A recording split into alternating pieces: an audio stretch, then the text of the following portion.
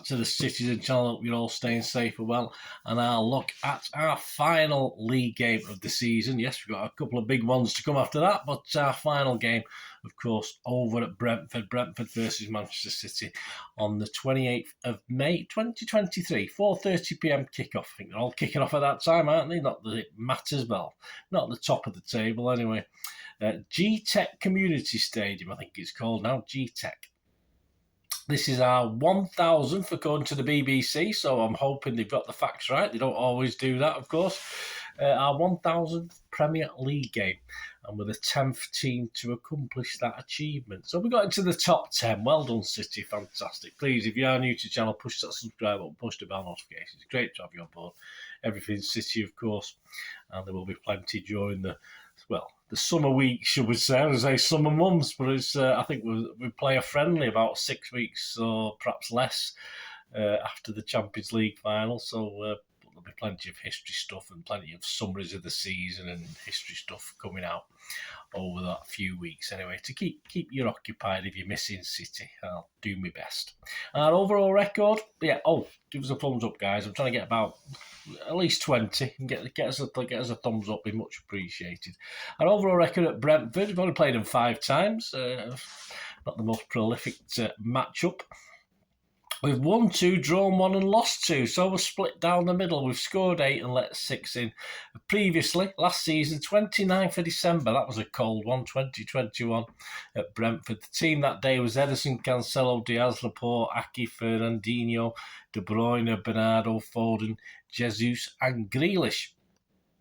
Our subs, Stefan, Carson, Sterling, Gundogan, Zinchenko, Mahrez, Mbete and Palmer. Referee was David Coote. VAR was Gerard Gillay. And this is my match report from the time. There was no fizz from City in the first half, with 1 or 2 City players looking a bit rusty, understandable from the likes of Foden and Grealish. Free kick after free kick awarded to Brentford, especially down the left. Some okay and some a bit iffy, as Coote stops any chance of any flow with too many whistle blows in a niggly half. On 15 minutes, Brentford came the closer for them when a deflected Diaz block was turned over for a corner, but soon the ball was bouncing across the City goal line from the resulting corner.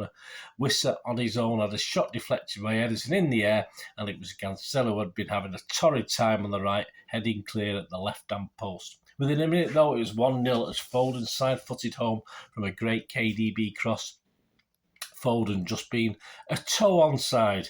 This didn't stimulate City, who continued to play unconvincingly, with Brentford always looking capable from numerous free kicks. Half-time, 1-0 to City. Okay, City were better but not great in the second half, and 1-0 had to be good enough despite Foden and Laporte both getting the ball in the net, but both were offside. Laporte only just. KDB hit a post and Jesus brought an okay save late on, but it wasn't exactly all guns blazing. Brentford hardly troubled Ederson in the second half, and though they fought hard, run out of steam. No surprise, considering a depleted squad for them. Key stats, 6 from Brentford with 2 on target, 12 from City with 3 on target. We had 77% possession, and our pass completion rate was 88% for us and just 62% for them. Right, in charge of this one, we got a guy we don't have very often. This is only his 3rd time in charge of City. This is a guy who, on VAR, was suspended for being useless 3 or 4 months ago. Referee John Brooks is now referee. He's currently ref 2 City matches, so we can't complain because we've won them both, so that's not too bad. He's never booked a City player, so that's not too bad. So we shouldn't pick on him too much, should we? Last time was City 3, West Ham 0. He was in charge of that one on the 3rd of May 2023. His linos are Ian Houston and Matthew Wilkes. 4th official, Jeremy Simpson. On VAR, we asked Mr. Darren Bond. He doesn't do it often. And assistant VAR, we got Darren Can. So a couple of Darrens on VAR. Let's hope they're not a couple of Wallies. Well, our Brentford do. Well, Mr. Frank's in it. Frank's the manager. And they've gone about the business well this season. Many back in August had them struggling this season, perhaps in the relegation zone, but they continue that consistency in the top division that they did last season. They had a great start last season, of course, and sort of levelled off a little bit. But, they've been very consistent. I mean, the recent form is excellent. They've had 4 wins from the last 5 games, and they should quite rightly be proud of their season's achievements. Only 3 teams have lost less games this season, and it was a deserved win for them at the Etihad, thanks, of course, to that 98th minute Ivan Toney winner. I wonder how much he had on that one. That had the eventual champions rocking somewhat, and then we'll go into this with no lack of confidence. The current top scorers, of course, Ivan Toney, who's on the sidelines for a while now, isn't he? Ivan Toney, 21 goals, 5 assists. And Buemo, 9 goals, 7 assists. Visa, 7 goals, 3 assists. And Jensen, 5 goals, 6 assists. Brentford can actually still qualify for Europe next season, though it's a very slim chance. They need to beat us, while hoping both Aston Villa and Tottenham both fail to win. This has been the Bees' most successful season of the modern era. Not bad going, is it? A superb victory at Spurs last week. That was enjoyable without Ivan Toney. But time will tell what effect this ban will have long term, of course, into next season. But as a team, they appear very together at the moment. They're Toney in it or not. What odds on doing better next season? Perhaps we shouldn't ask a certain gentleman, but it's City with revenge on our minds, of course. Don't forget, they could do a double over us this season if they win this one, but with bigger fish to fry over the next 2 weeks. What will our mindset be for this one? What will Pep's mindset be for this one? Pep was forced, of course, into an odd team, isn't it? We're going on to City now. An odd team and formation, with key players playing out of position against Brighton, and a very young bench, a very inexperienced bench, which was a bit of a worry. So it's hard to know what's going to happen with his team selection on Saturday. He needs to get key players playing, doesn't he? I mean, Pep blamed Niggles and blamed players enjoying themselves and didn't come back too well, and was surprised by how good the guys who played after celebrating as well. But strange goings on at the Etihad. I'm not overly impressed with what's happening at the moment with such a massive end to the season. Add to this, Foden and Stones with potential injuries picked up at Brighton, which meant an early withdrawal there. This could be, it is an odd team predict. I nearly said, no, I'm not going to predict one this week, but where's the fun in that? Where's the fun in being wrong? So less than 1 week away from an FA Cup final against that lot across the road, I think Pep needs to get players time on the pitch. Now, whether he'll bring them on or he'll start with a big, strong team and take players off in the second half, I'm not 100% sure, and that's where the problem lies. But obviously, Pep's Real Madrid teams, if you think back to the semi-final, they're his go-to 11. There's no doubt about that. We've got, of course, the fitness over Ake. He would get into that team. And now we could have a potential of fitness over Foden, who's been sort of knocking at the door to try and get into Pep's starting 11 for the 2 big games coming up. So it'd be interesting. So for Brentford, I think I'm going to go anyway. My Pep's 11 is going to be his strongest team, and he's going to take players off and rest players off. I expect Edison to come back in for this, because I fully expect, I don't want it, nothing against Ortega, but City's best team, I want it playing in the FA Cup final. But if Edison isn't in goal, which I fully expect he won't be, it's not going to be our best team. I expect Ortega, he's got benefits that perhaps Edison hasn't got, but overall I think we're a slightly lesser team with Ortega as a goalkeeper as opposed to Edison. So I think Ortega will play against United. So he's got to bring Edison in for this game, because he's already missed a couple. So he's not going to leave him not playing before the big one, the Champions League final, of course, after the FA Cup final.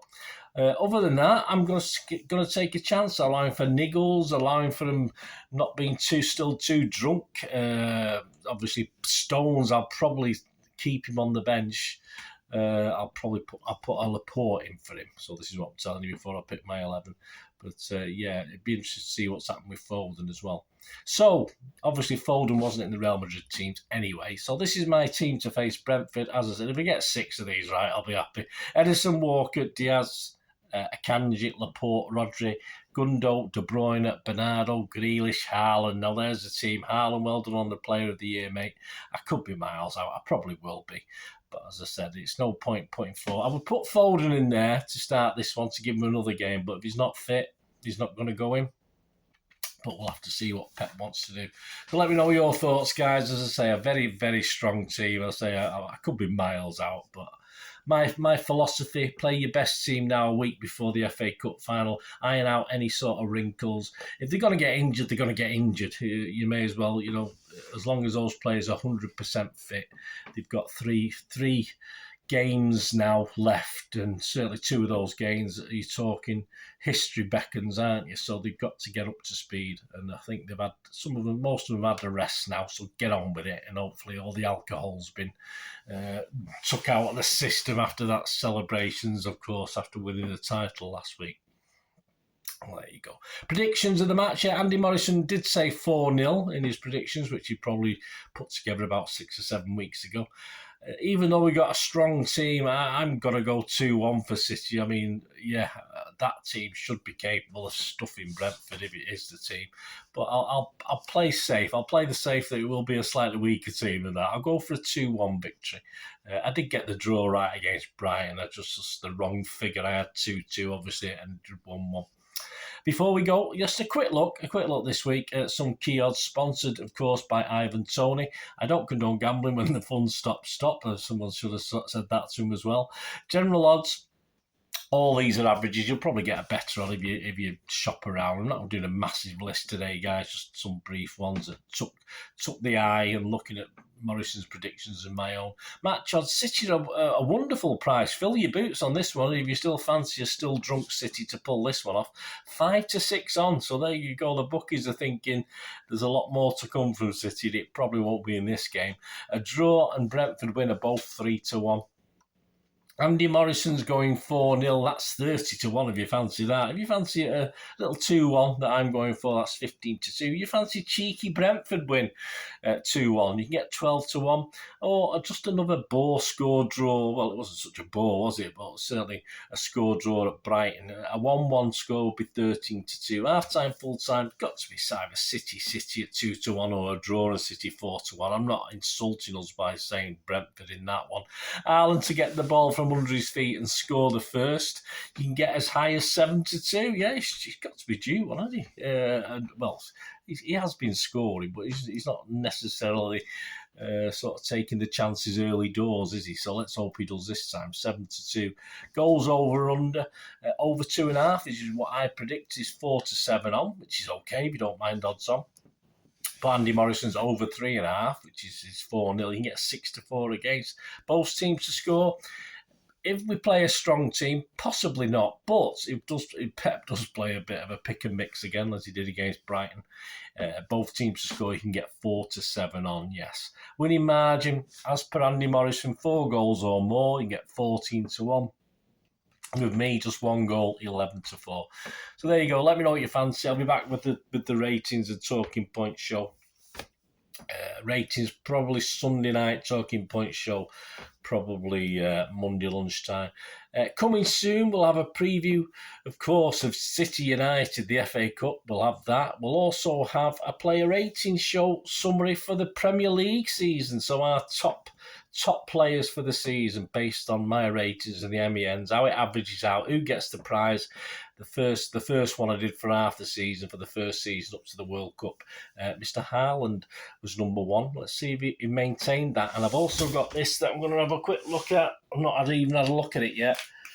I'll do a little sort of look and a little check out this, whether it's worth it. If you've got a copy, mad for it. Obviously looking at produced by the Manchester Evening News for City against United. I'll see if there's anything in there worth having. And only £3.